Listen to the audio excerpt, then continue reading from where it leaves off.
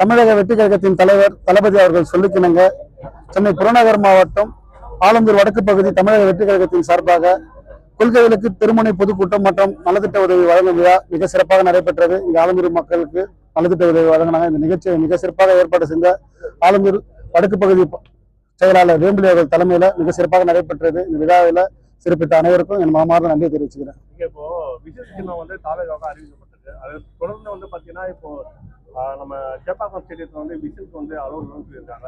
அதுக்கு ஒரு லிஸ்ட் எடுத்திருக்காங்க. எப்போ இப்போ அறிவிச்சது எப்படி பாக்குறீங்க?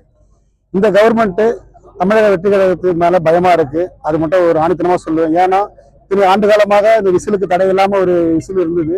இன்னைக்கு தமிழக வெற்றி கழக விசில் சின்ன அறிவிச்ச உடனே ஒரு சேப்பாக்கம் மைதானத்துல ஒரு என்ஜாய்மெண்டா போய் என்ஜாய் பண்றது, கிரிக்கெட் மேட்ச் பாக்குறதா மக்கள் ஆர்வத்தோட போவாங்க, கை தட்டுவாங்க, விசில் அடிப்பாங்க.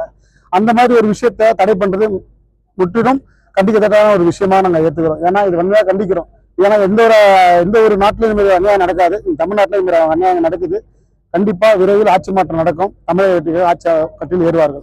தொடர்ந்து தமிழ்நாடு ஸ்போர்ட்ஸ் அகாடமியும் பாத்தீங்கன்னா நாங்க அது தடை விதிக்கல, போலீஸாரால விதிச்சிருக்காங்கன்னு சொல்லியிருக்காங்க. இது விசில் சின்னத்தை அங்க எடுத்து போற தடை விதிக்கிறது மூலியமா அரசாங்கம் என்ன சொல்லுவாங்கன்னு நினைக்கிறீங்க? எங்க தமிழக வெற்றிகளை பார்த்து பயப்படுறாங்கன்னு தான் சொல்ல வரும். ஏன்னா இன்னைக்கு நீங்க இங்க வேணா விசில் அடிச்சு தடுக்கலாம். ஆனா இதுல விசில் அடிக்கிறது யாராலும் தடுக்க முடியாதுன்னு ஆணித்தனமா சொல்லுவேன். ஏன்னா விசில்ன்றது யார வேணா கையில அடிக்கலாம், விசில எடுத்து அடிக்கலாம். ஆனா அப்படி இருக்கும்போது இந்த விசில தடை பண்றாங்க. இது ஒரு அக்யூஸ்ட் மாதிரி எல்லாம் செக் பண்ணி அனுப்புறாங்க. எல்லாருமே ஒரு மேட்ச் பார்க்கணும், ஒரு 2000 3000 டிக்கெட்டை கொடுத்து பல மேட்ச் பார்க்கறதுக்கு வராங்க. அவங்களுக்கு ஒரு என்ஜாய்மெண்ட் கூட இல்லாத இந்த தமிழ்நாடு ஆகி போச்சு இன்னைக்கு இருக்கிற சூழ்நிலையில.